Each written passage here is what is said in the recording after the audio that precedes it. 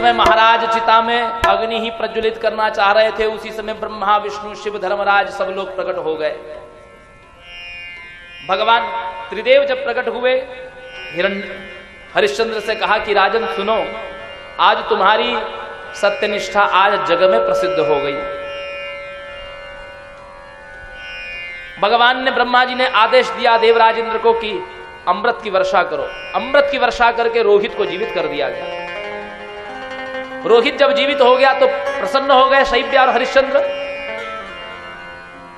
बोले हे राजन, तुम्हारे इस पुण्य के प्रताप से अब तुम स्वर्ग जाओ, रोहित को अयोध्या का सम्राट घोषित करो और आप स्वर्ग जाओ।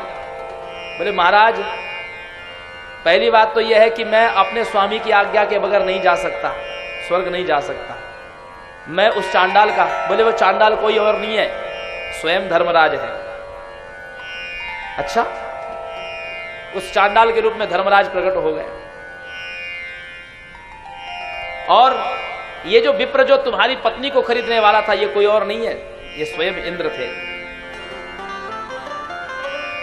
फिर भी महाराज ने कहा कि मैं अकेले तो स्वर्ग नहीं जाऊंगा, क्योंकि मेरे दुख में मेरी प्रजा भी सम्मिलित हुई थी। जैसे राजा के पाप को प्रजा भोगती है, ऐसे ही राजा के पुण्य पर भी प्रजा का अधिकार होना चाहिए। हरिश्चंद्र ने कहा यदि मेरी पूरी प्रजा मेरे साथ जाए तब तो मैं जाऊंगा स्वर्ग, अन्यथा मैं नहीं जाऊंगा।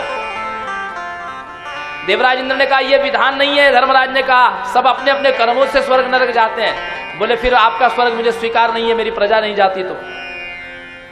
अंततः भगवान के त्रिदेवों के आदेश पर सारे अयोध्या वासियों ने अपने अपने पुत्रों को, बेटे बहू को घर की जिम्मेदारी दी, और जो अपने जीवन से निवृत्त हो चुके थे वो सब अनेक विमान स्वर्ग से आए, और राजा हरिश्चंद्र सारे लोगों को लेकर के स्वर्ग गए।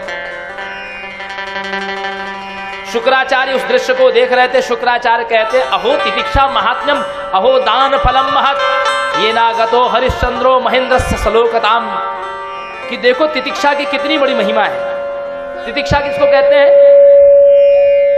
तितिक्षा सहनशीलता को कहते हैं। सहनशीलता की और दान की ऐसी महिमा है कि ये नागतो हरिश्चंद्रो महेंद्रस्य सलोकताम, अपनी प्रजा के साथ में देवराज इंद्र स्वर्ग चले गए।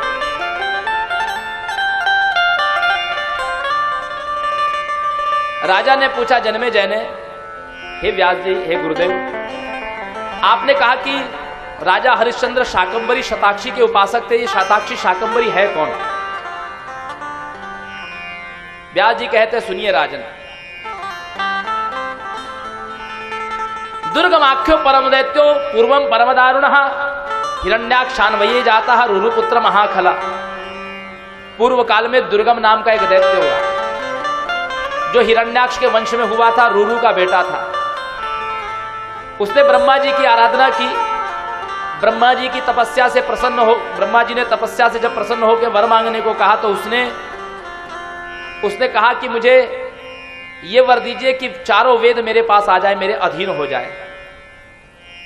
ऐसा क्यों किया उसने?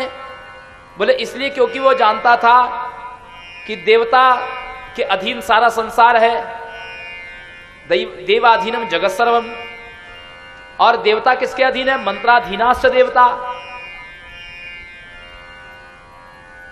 देवता मंत्र के अधीन है।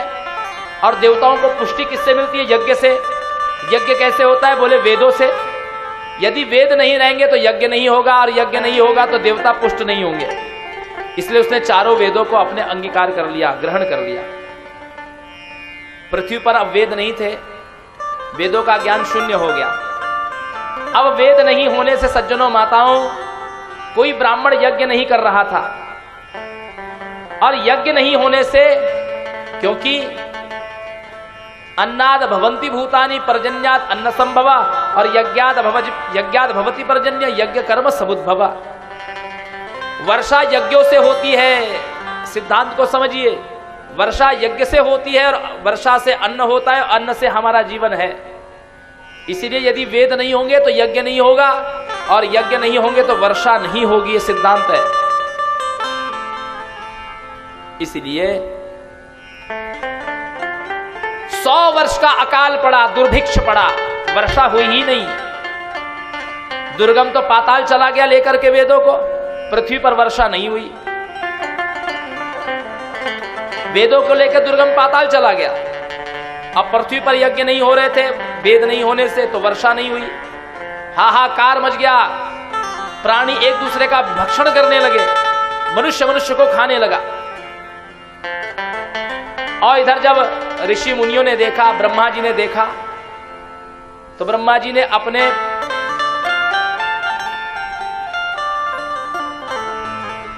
ऋषि मुनियों को आदेश दिया। ऋषि मुनि सब गए और हिमालय पर्वत पर भगवती की आराधना करने लगे। केचित् समाधिस्निताता नाम पारायणोत्सुकाः। कोई किसी ने समाधि लगाई, किसी ने पारायण किया, किसी ने योग किया, किसी ने नाम जप किया, किसी ने हवन यज्ञ किया। किसी किसी प्रकार से लोग भगवती की आराधना करने लगे। और इनकी आराधना से प्रसन्न होकर के भगवती कि कोटि सूर्य प्रतीकाशम करुणा रस सागरम दर्शयित्वा जगद्धात्रीं सानंत नयनोद्भवः मोचयामासु लोकेषु वारिधारा सहस्रशः नवरात्रिर्भूवृष्टिर्भवोद्भवै जलैः। मां का तेज करोड़ों सूर्य के समान तेजों में था। कोटि सूर्य प्रतीकाशम, लेकिन रूप बड़ा विलक्षण था। दर्शयित्वा जगद्धात्रीं सानंत नयनोद्भवा। मां के सारे अंग में नेत्र ही नेत्र थे, हाथों में, चेहरे पर, श्रीअंग में, सब जगह मां के केवल नेत्र ही नेत्र थे। ये नेत्र इतने सारे क्यों थे? मां का ये करुणामयी रूप था। करुणा से, जो करुणामयी होता है ना, उसके नेत्रों से किसी का दुख देख करके आंसू बहते हैं। तो मां के अनंत नयनों से अश्रुधारा बहने लगी, अपनी प्रजा, अपने पुत्रों की करुण दशा देख करके। सानंत नयनोद्भवा। और मोचयामासु लोकेषु वारिधारा सहस्रशः। हजारों हजारों नेत्र से मां के जल की वर्षा होने लगी। कितने दिन? नवरात्रेर महावृष्टिर्भूनेत्रोद्भवैः जलैः। 9 दिन और 9 रात्र तक मां के आंखों से अश्रु की धारा वर्षा के रूप में बहने लगी। पूरी पृथ्वी जल से पूरित हो गई। उसके बाद मां ने अपने हाथों से कंद मूल फल शाक आदि की वृष्टि की। प्रजा उन शाक आदि को ग्रहण करने लगी। सब चैतन्य होने लगे। भोजन और जल दोनों मिल गया। ब्रह्मा जी ने, भगवान विष्णु ने, शिव जी ने आदेश किया प्रजा को, पृथ्वी वासियों को, देखो मां के इस उपकार का बदला चुकाना तुम। जैसे 9 दिन 9 रात्र तक मां ने यह वर्षा की है तुम्हारे लिए, अन्न की, जल की, तो तुमसे हो सके तो साल में एक बार 9 रात्र तक, 9 दिन 9 रात्र मां के नाम से व्रत करना तुम। मां का दिया हुआ ये अन्न जल तुम्हारा है ना, इससे तुमको जीवन मिला है। मां ने पूछा, ये बताओ कि ये अकाल दुर्भिक्ष क्यों पड़ा ये 100 साल का? देवताओं को बुलाया, क्यों तुमने वर्षा नहीं की? मां तो मणिदीप धाम से आई थी। देवताओं ने कहा कि मां यज्ञ नहीं हो रहे थे, आपकी बनाई हुई परंपरा है, यज्ञ होगा तो यज्ञात् भवति पर्जन्य। अब यज्ञ नहीं हो रहे इसलिए हमने वर्षा नहीं की। मां ने ऋषियों ब्राह्मणों को पूछा, तुम यज्ञ क्यों नहीं करते? उन्होंने कहा, मां वेद है ही नहीं तो कैसे यज्ञ करे? मां ने फिर पूछा, वेद कहां है? बोले दुर्गम दैत्य पाताल में लेकर के चला गया। कौन है ये दुर्गम दैत्य? बोले हिरण्याक्ष स्वयं जाता रूरु पुत्र महाखला।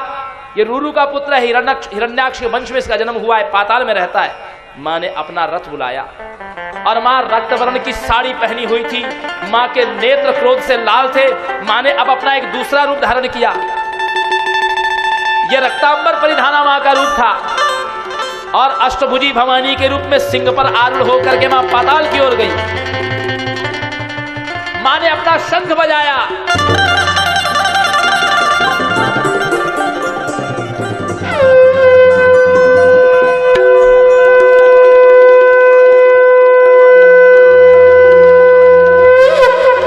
जो ही दुर्गम ने सुना, कंपित हो गया, पूरा पाताल गुंजायमान हो गया। दुर्गम ने कहा, ये कहां से ये भीषण निनाद आ रहा है? सेनापति ने बताया कि एक देवी आई है सिंह पर आरूढ़ होकर के, हाथ में धनुष बाण खड़ग त्रिशूल लिए हुए है।